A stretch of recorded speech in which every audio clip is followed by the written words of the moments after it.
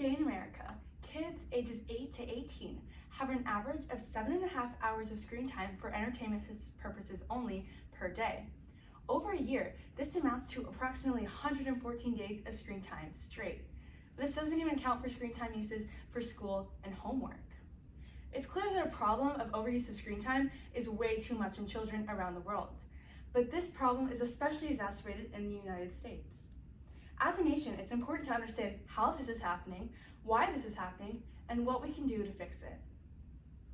So, what even is too much screen time? According to the American Academy of Child and Adolescent Psychiatry, or the AACAP for short, there are some pretty well-defined recommendations based on age categories.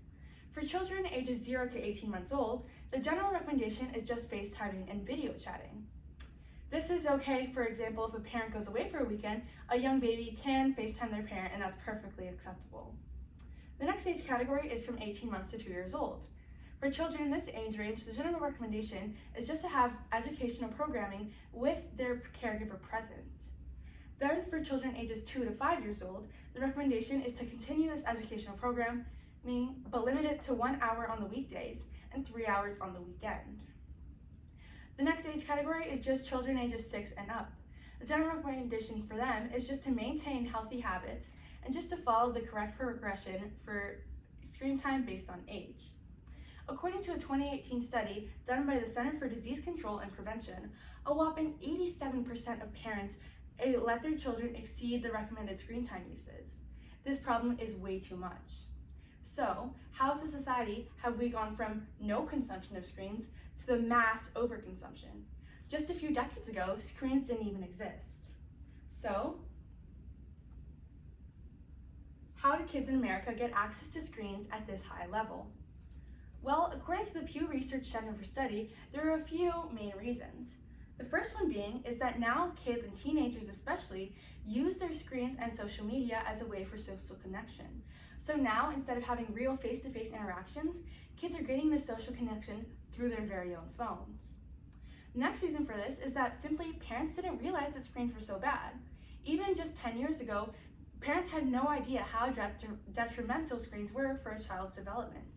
But now that the child has grown up, it's too late, they're already hooked. Another reason for this high level of screen time is that parents themselves are addicted to their own phones.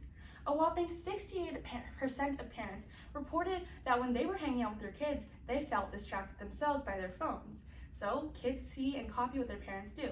When parents get distracted by their phones, kids also want to be on their screens as well. The last reason for this incredibly high use of screen time is just that smartphones have become more accessible, now that they're cheaper and more available everywhere in the country and even the world. Now in America, 1 in 5 children under 12 are reported to have their very own smartphone. So now that it's for sure overuse of screen time is a real thing, why is it such a problem? Well, there's both physical health effects and mental health effects. According to Mayo Clinic nurse Jill Christensen, there's a few well-defined physical health effects. The first one of these is a higher susceptibility to childhood obesity. One reason for this is that instead of having active and playing outside, children are using their screens. Another reason for this increase in childhood obesity due to screens is that children see advertisements based on fast food and candy, and children are more easily influenced by ads.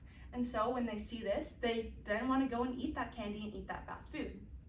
Another negative physical health effect is that children have more times falling asleep and are more prone to an irregular sleep schedule.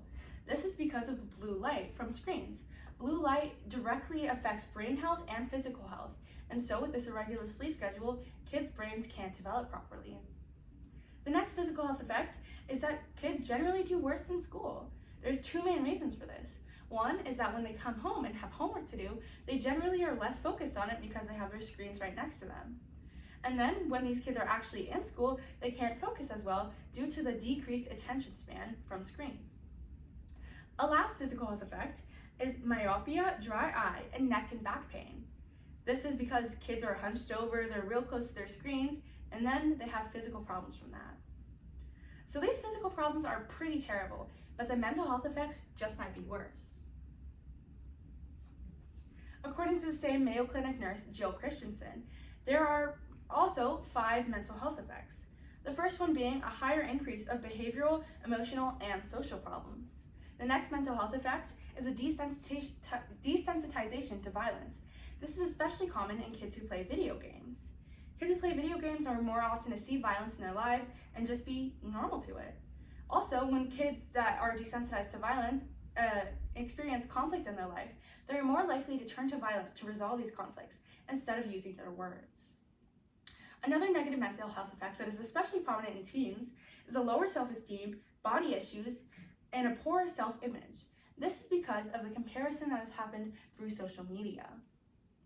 Another mental health effect is mood swings due to addiction. An addiction to a screen, while being less dangerous than addiction to drugs, is still an addiction nonetheless. And so, kids would rather have their screens in front of them than any other thing they can experience. The last negative mental health effect is that generally anxiety and depression are higher risks. This is because screens can alter a child's reality. They can make them forget what's really important in life, and thus their anxiety and depression because of their screens can greatly increase. So now that this is for sure a problem, how we as a nation can make changes and improvements? Well, there's many different solutions. According to the AACAP, simply being aware of ads and their influence on children is a good first start. According to pediatric doctor Charles Schwartz, one thing to do is to remove TVs from kids' bedrooms. If the television is in the child's bedroom, they'll start to associate that feeling of comfort from their bed with the same feeling of comfort to the TV, and this is very bad for them. Another thing that we can do, recommended by Dr. Schwartz, is to eliminate background TV. Make sure that when the TV is turned on, it is strictly intentional, because even if you're not watching, that child in your house certainly is. A few recommendations by the Brain Balance Organization, which is an organization focused on the mental health of children, is to simply offer alternatives in school. Instead of having more technological heavy classes, focus on physical classes as well. Another recommendation is to lower the incentive for these big production companies to make addictive TV show for kids. Focus on making educational TV shows and educational programming rather than meaningless TV shows. So it's clear that solutions do exist, and it's clear that the overuse of screens has detrimental health effects on both the mental and physical essence of a child. So we as a society need to change these structures, and we need to limit the screen time of kids so they can develop more and be better citizens when they grow up. Thank you.